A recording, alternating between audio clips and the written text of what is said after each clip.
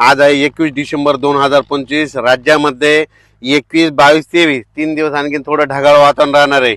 पश्चिम महाराष्ट्रात आणि उत्तर महाराष्ट्रात जरा जास्त ढगाळ वातावरण राहणार आहे. पाऊस काय येणार नाही, त्याच्यामुळे काही चिंता करायची गरज नाही. ह्या ढगाळ वातावरणामध्ये गारवा असतो, म्हणजे गार जास्त प्रमाण असतं, म्हणजे गारवा जास्त लागतो. दिवसा देखील थंडी लागते, म्हणून पाऊस काय येणार नाही, म्हणून हा अंदाज लक्षात यायचा.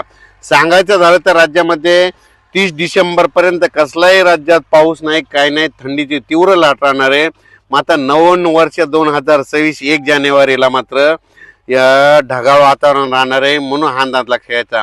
ह्या ढगाळ वातावरणामुळं टरबूजवाले, वेलवर्गीयवाले आणि ऊस उगवण्यासाठी खूप म्हणजे चांगला अंदाज आहे.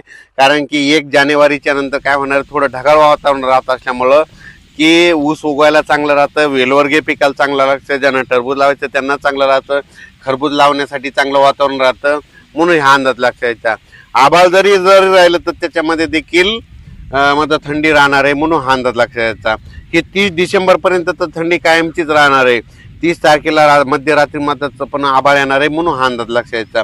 राज्यात मात्र 10 दिवस मात्र चांगलं तीव्र थंडीची लाट राहणार आहे, म्हणून हा अंदाज लक्षात यायचा.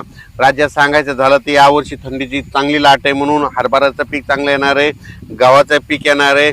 म्हणून पूर्व विदर्भ, पश्चिम विदर्भ, दक्षिण महाराष्ट्र, उत्तर महाराष्ट्र, कोकणपट्टी, खानदेश सर्व शेतकऱ्याला सांगू इच्छितो की यावर्षी हरभऱ्याचं, गव्हाचं पीक चांगलं येणार आहे, म्हणून चांगली मेहनत घ्या, चांगलं पाणी द्या.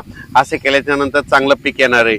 आणि फक्त राज्यामध्ये आता 2-3 दिवस म्हणजे 21, 22, 23 पश्चिम महाराष्ट्र आणि उत्तर महाराष्ट्रामध्ये ढगाळ वातावरण राहणार आहे. दिवसा देखील आभाळ राहील, पण दिवसा थंड वारं सुटल आणि गारवा लागेल, म्हणून हे लक्षात यायचं. पण राज्यात मात्र सध्या तरी पावसाचं वातावरण नाही, म्हणून हा अंदाज लक्षात यायचा. म्हणजे सांगायचं झालं तर सध्या तरी कुठंच म्हणजे 4-5 विभागामध्ये पावसाचं वातावरण नाही, म्हणून हे लक्षात यायचं. मात्र 30 तारखेच्या नंतर वातावरणात थोडा बदल होईल आणि 30 तारखेच्या नंतर मात्र क्लाउडलीमध्ये चांगलं ढगाळ वातावरण आपल्या महाराष्ट्रामध्ये येणार आहे, म्हणून हा अंदाज लक्षात घ्यायचा. डक साहेब, ढगाळ वातावरण असताना थंडीचा जोर राहणार आहे का नाही? ढगाळ वातावरण जरी असलं ना, हिवाळ्यामध्ये त्याच्यामध्ये असतं गारपणा असतो. म्हणजे हे काय असतं, हे थंड आभाळ काय असतं, याच्यामध्ये गारवापणा जास्त असतं, म्हणजे हे गारपिटीचं वातावरण तयार असतं. याच्यात जर जास्त प्रमाण जर वाढलं ना आभाळ, तर याच्यामध्ये गारपिटीचं प्रमाण असतं, म्हणून गारपीट तशी होणार नाही, काही नाही. फक्त सध्या वातावरण ढगाळ राहणार आहे, म्हणून हा अंदाज सर्व शेतकऱ्यांना लक्षात घ्यायचा. सरासरी डक साहेब, थंडीचा जोर जास्त कोणत्या जिल्ह्यात राहणार आहे?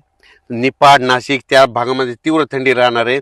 परभणीकडे राहणार आहे. म्हणजे राज्यात सांगायचं झालं तर ज्या ज्या ठिकाणी सखोल भाग आहे तिथं थंडी जास्त राहते, उंच ठिकाणी जिथं हलकी जमीन आहे तिथं थंडी मात्र कमी राहते, म्हणून हे लक्षात घ्यायचं. थंडीचा जोर सरासरी किती टक्केवारीमध्ये आता सध्या? आता थंडी जवळपास सांगायचं झालं तर 20 जानेवारी पर्यंत, म्हणजे 20 जानेवारी 2026 पर्यंत महाराष्ट्रात चांगली थंडी राहणार आहे, म्हणून हे लक्षात यायचं. ह्या थंडीमुळे सगळे पिकं चांगले जोरदार येणार आहे, म्हणून हे देखील सर्व